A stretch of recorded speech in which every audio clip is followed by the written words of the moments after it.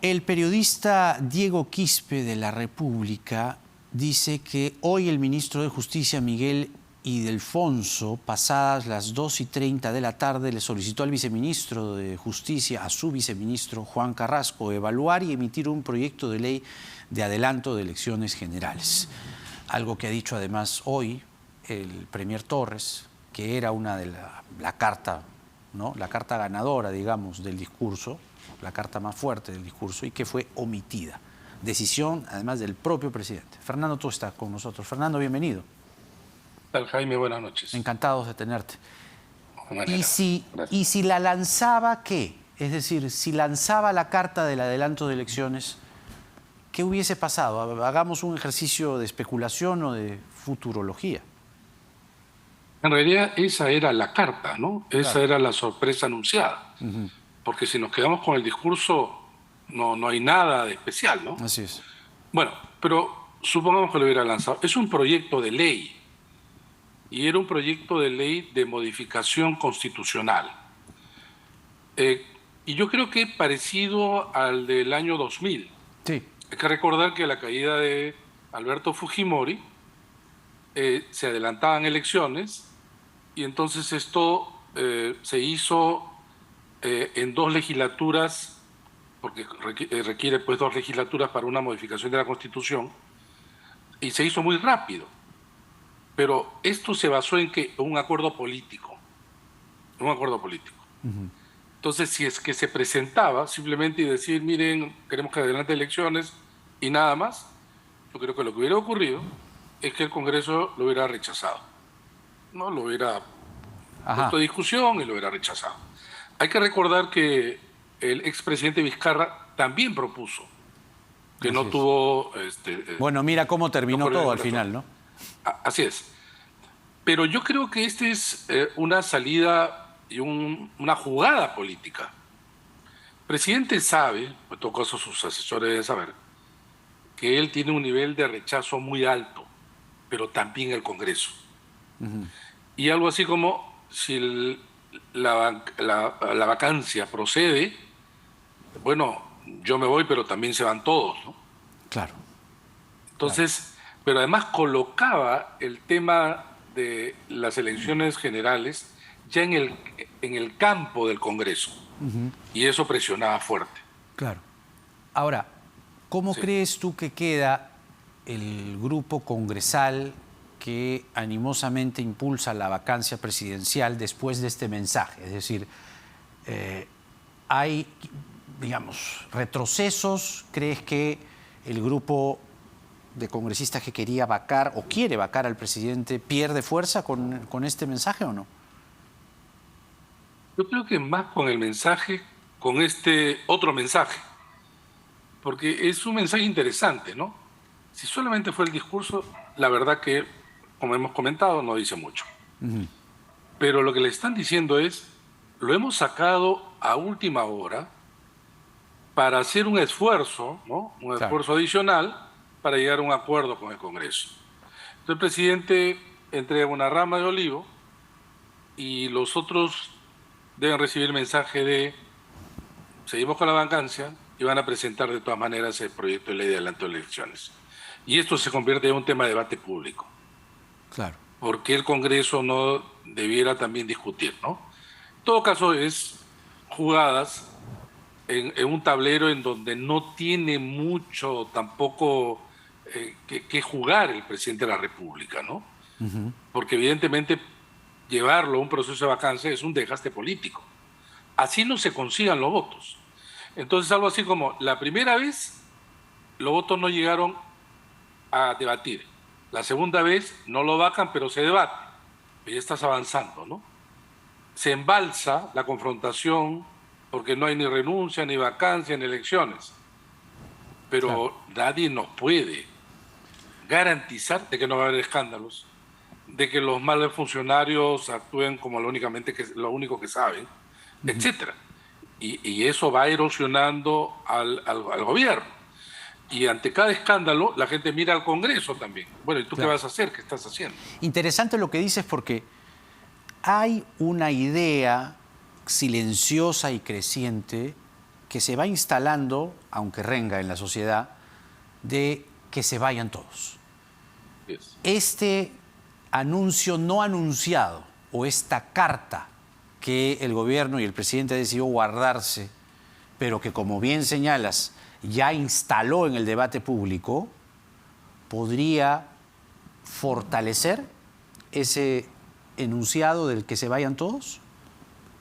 Creo que sí, porque mira, esto yo no creo, al inicio pensé que sí, porque a veces Aníbal Torres se desboca, ¿no? Pero pasó un rato, a la salida del Congreso, cuenta casi con detalles de cómo estuvo el tema en discusión y se sacó a última hora. ¿Por qué tenía que informarnos de esto? Los tenía que hacer porque está enviando un mensaje al Congreso, pues está enviando un mensaje a los sectores más duros. Pero por otro lado, porque creo que en la oposición, si bien es cierto, muchos muestran los dientes, no estoy tan seguro que quieran morder. ¿Y sabes por qué? Porque quisieran algo así como algunos, deshacerse de Castillo, pero que la cosa no empiece a tener una dinámica en que de repente nos encontramos con adelanto elecciones y la discusión es solamente presidencial, pero, o si no, presidencial y parlamentaria, y ahí ya no hay cómo controlar. Entonces, quieren vacar, pero a su vez temen, claro, ¿no? Temen de no poder controlar todo. Pero justamente recordemos el hecho o el antecedente o el precedente que tú bien has traído al presente, que es el año 2000, cuando se aprueba el proyecto de adelanto de elecciones en 2 mini legislaturas en aquellas épocas.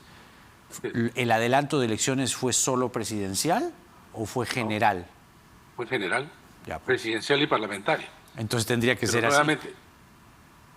Sí, pero no solamente eso, sino porque nuestro diseño institucional desde 1920 es que a partir de elecciones se crea una representación, por un lado ejecutivo y por otro lado parlamento, que se miran como espejo e interactúan en el mismo tiempo. Entonces, cuando se habla de elecciones generales, implica entregar al pueblo convertido elector en que vuelva a crear una representación. Esa es la idea. Claro, en el Congreso, bastante asustados, han dicho que no, solamente son elecciones presidenciales y para eso hay algunos constitucionalistas que sabemos que contratados pues escriben en un sentido siempre, ¿no? Claro. Pero sin embargo, una crisis generalizada sí podría llevarnos de nuevo a esta situación en donde la cosa ya es, digamos, a otro nivel. Claro. Dicho sea de paso, hay que agregar lo siguiente, Jaime.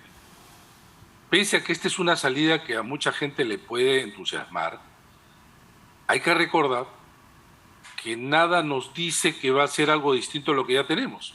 ¿Por qué? Claro. Creo que lo único que podría, si no garantizar, por lo menos abrir cierta posibilidad, alguna luz, es si se abre la oferta política y hay reforma política. Porque si no... Así es. Sí. Estoy seguro que elegimos igual que el 2001, que el 2020, que el 2016 y seguimos en lo mismo, ¿no? Así es. Fernando Tuesta, politólogo muy querido aquí en esta casa con nosotros. Gracias, Fernando. Gracias a ti, Jaime. Muy buenas noches. Buenas noches. Hoy pasó algo desagradable y que desde aquí queremos, primero, quien les habla, condenar. Además, quien les habla es un periodista que ha hecho calle por muchos años y conoce perfectamente cuando hay que interactuar con la policía.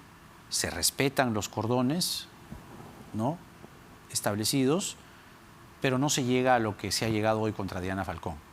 Diana Falcón, reportera, prolija, muy esforzada, con mucho talento y además con mucha educación, hoy día, cubriendo el camino del presidente y su gabinete al Congreso,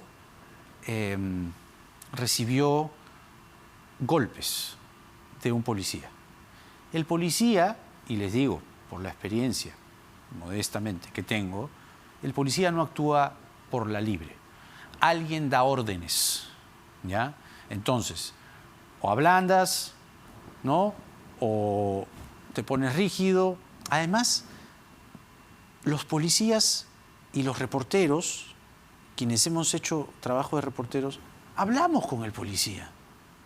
Y no es una relación distante, o por lo menos en mis tiempos, ¿no? No era una relación cortante, violenta, hosca, para nada. Es una relación cordial.